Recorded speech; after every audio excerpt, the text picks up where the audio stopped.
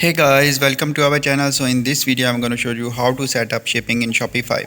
So simply just you have to click on settings and now clicking on shipping and delivery, and after that just you have to click on manage,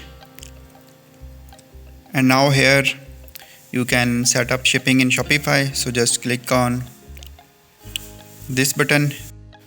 Now click on edit zone.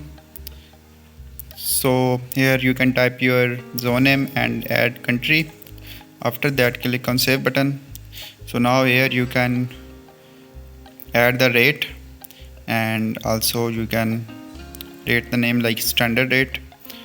So it's your standard shipping rate, just type here, and after that click on done button.